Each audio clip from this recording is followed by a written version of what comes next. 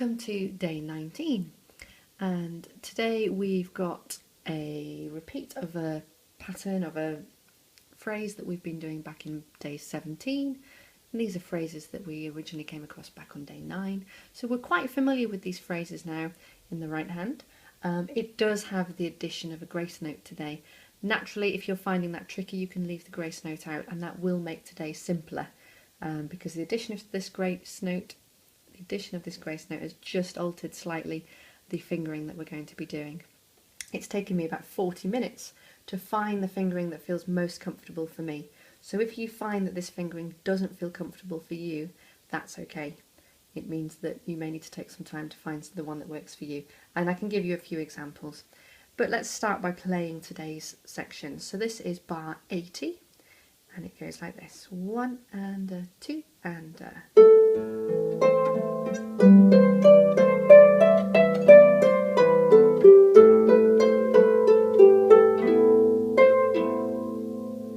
Okay, so our right hand, it starts on the A and the C. We're very happy with this at the moment. 3 in a row.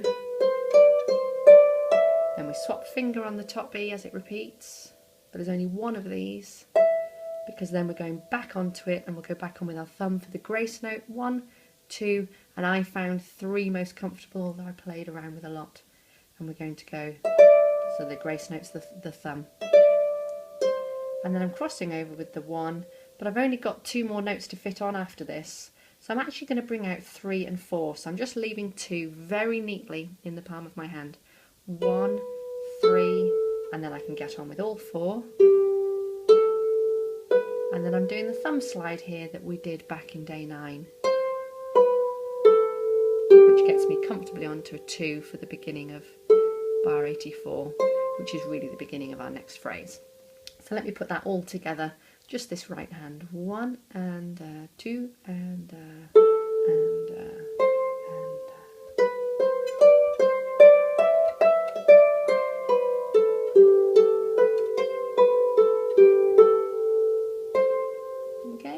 that fingering where I do the crossing over there, that only will work and will only be comfortable if your fingers are nicely bent in out of the way. So as I cross over, they're nicely bent in. My finger 2 stays bent in, so it doesn't creep up here. Stays bent in, and then these 2 can just comfortably fall out. And then everything can just fall into place.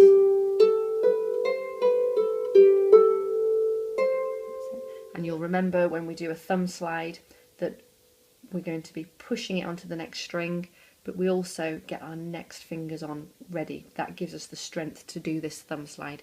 It gives us something to pull against as we're doing the slide. So we go push, pluck, or push, pull. So push onto there and then pluck it as normal.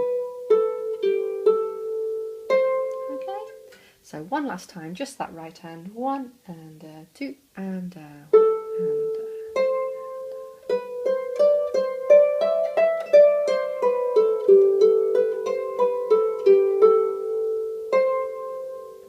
okay, so that's fine. Our left hand starts with an octave A.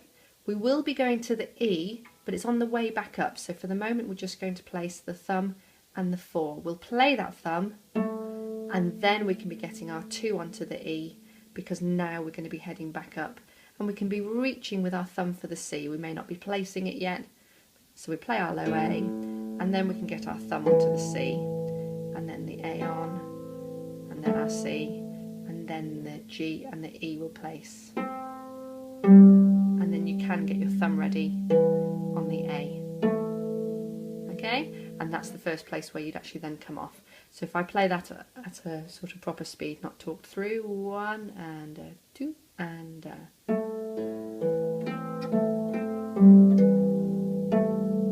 okay. This is one of those places where the left hand is doing something, at least on the long notes, a little bit more interesting than the right hand. So if you remember back in day 13, which was also an interesting day for us, where this was part of day 13, and we talked about bringing the left hand out a bit. Well, this is another good place to bring the left hand out a little bit, at least on these first 2 long notes. So if I put these 2 hands together for bars 80 and 81. 1 and 2 and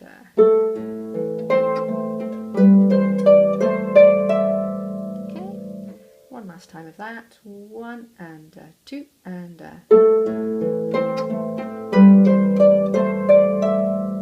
okay. Then get into the third bar of today, which is bar 82. This is the one where the right hand's doing its grace note. The left hand here is quite simple in as much as it's doing E and G, and that's just a finger 3 on there, thumb on the G. We've got a quaver rest after that, and let's respect that rest. So get your hand back on to damp it. Watch it doesn't, like it did for me just there, catch your nail on that metal. Really firm onto it. And we can go firmly back onto it because we then play the same notes again. Okay, so for that bar we have. Now you can go back on again like that, however we're not playing those notes again, and we might be feeling a little bit stressed about everything that's going on at the same time there. So if we look at what's happening in the next bar, this is bar 83, our left hand having been on there is going to an A octave again. And so what we can do is we can do that as an open-handed octave. And that will do a lovely damp of all the strings that are resonating down here. So if I do bar 82, which is the 2 lots of these, going into that open octave.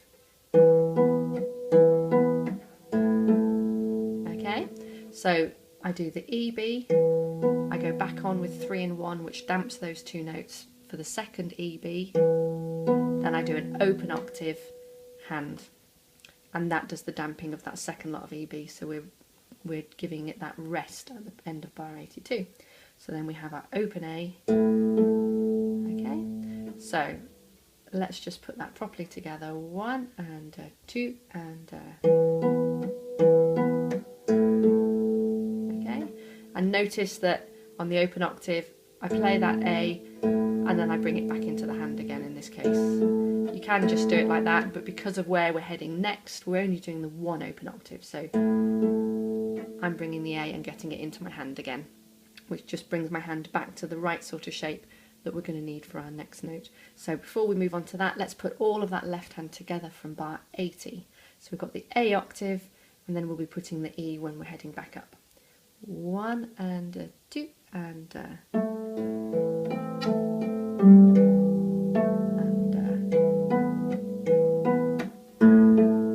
okay, so that's all very well. And then our last note that we're adding in on that bar 83 is an A harmonic. So we've just done the open octave. Okay, and you'll remember with our harmonic from an earlier session where there's the 2 different ways you can do it in the left hand. So you can either do it with the side of your hand, with the nice squishy bit of the side of your hand, and pluck above. So the way a harmonic works is that part of your hand touches the string at the exact halfway point. And the halfway point depends on where your lever is, of course, at the top as well. Touches it at the exact halfway point, and then you pluck above. You pluck while that's still touching, and then you release. So personally I like doing it with the side of my hand, but an awful lot of people prefer to do it a bit more vertically. I'm just showing you with my right hand, but this is actually a left hand one, and they like to do it with the fleshy part at the base of the thumb, and then you make a sort of cup shape with the rest of your hand. And that would be like that. So you do again what's most comfortable for you. So you've come from the open A octave, and we're sort of almost straight into that. You've only got a quaver before you're onto there. Okay, let's put all of that left hand together from bar 80. 1 and 2 and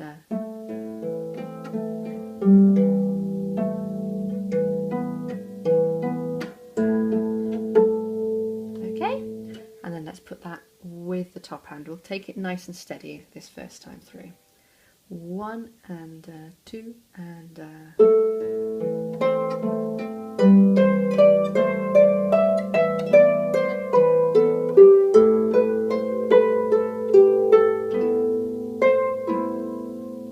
went into that next bar there as well, which is the sort of finishing of this phrase, the start of our next phrase. So that was an A, C in the right hand, and the left hand had a rolled chord because we've got the squiggle for the roll, and it was on A, B and E.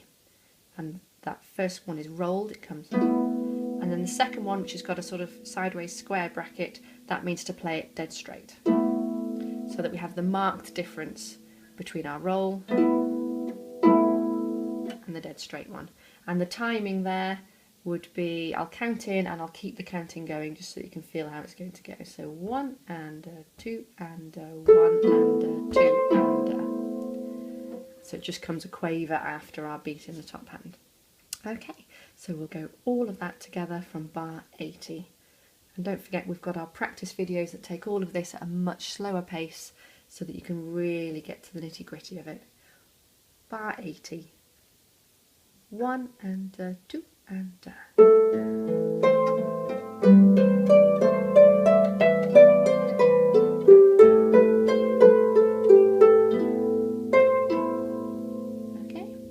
I did promise you some alternatives for the fingering at the top.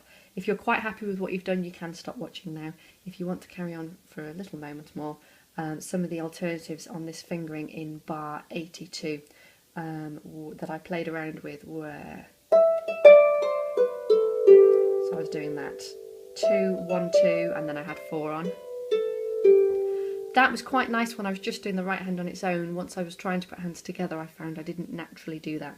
I seem to very much want to get my third finger on. So it works, just what feels comfy for you, or the way I was doing it in the video now. 1, 3, 4. You could also do that same fingering for here. 1, 2, 3, and then just do 1, 2, 3. And then in the next bar, you've just got to jump to get onto the next 3, 2, 1. Okay, if I put that up to speed from bar 82, so this is going to go 2, 1, 2, 3, 1, 2, 3, jump 3, 2, 1. Okay, 1 and 2 and okay. The reason I'm not keen on it is because you haven't got very much time to do a complete jump and be on the next notes, which is why I prefer the fingering I've chosen. But it is a personal preference. So here's the fingering that I settled on, starting in bar 82, 1 and 2 and and